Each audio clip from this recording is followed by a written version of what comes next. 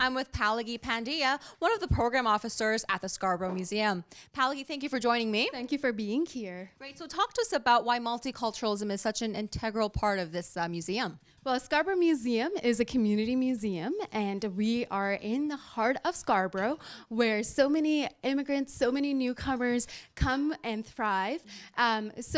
And also being a multicultural site, we've got youth program that fosters diversity on site. So it's a very, very important aspect of Scarborough Museum. Right. So I understand that volunteers are the backbone of this museum. What sorts of ways are available for youth or seniors to get involved? So we've got our youth program currently, which we are recruiting for, and we have around 200 plus youth that go through the Scarborough Museum's door each year, and they work on all sorts of projects, from learning how to make an exhibit, to working in the kitchen, to learning how to interpret. So, and the youth come from all walks of life. Everybody is welcome to join our program. If they are a high school student, we urge them to contact the museum.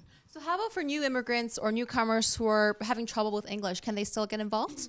Most certainly. As my t-shirt says, Scarborough Museum is where everyone is welcome. We are encouraging that. We are in Scarborough, and this is, I grew up here. I had troubles with English. I was a newcomer, and the museum was able to welcome me, and I have learned English as I interacted with the public, being a volunteer here. So it's it's encouraged. Interesting that you mentioned that. So as an immigrant yourself, I understand that you volunteered here in 2004, and that's your first experience. What made you come back and work here? So, I've never gone. I've always been here since 2004.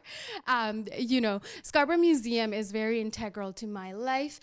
First, as a community member of Scarborough, as a growing up youth in Scarborough. I come from a very, underserved community, growing up in Scarborough, immigrating here from India, and being a newcomer, you're faced with so many challenges, especially as you are a youth, a teenager. There is so much going on in your life.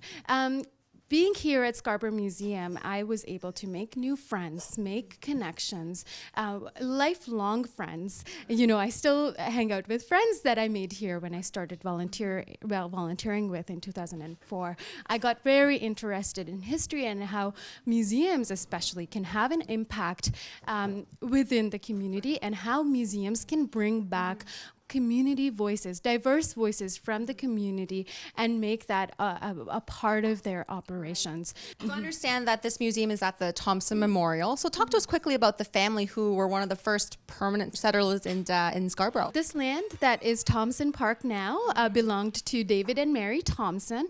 They were Scarborough's very first permanent settlers. So in this sense, they would have had very similar experiences as someone that might be immigrating now or moving to Canada now. So a lot of the resources might differ, but the experiences are similar. Things like settling in, the trauma that you go through, the aspect that you miss back home, so that you try and bring a little bit of your home, like food, into your new life. Now talk to us about the food and what's going on behind us, because this is the kitchen, I gather. Talking about food, we have some cheese straws being made there by our wonderful youth volunteers in the background. And we also have our staff, Natalie, there, who is helping them out. It's a transferable skill that we like to pass on to our volunteers. It's a historic recipe. It's a fast bread that the early settlers would have made in the historic kitchen. Well, Palagi, thank you so much for joining us for the interview. Thank you for being here.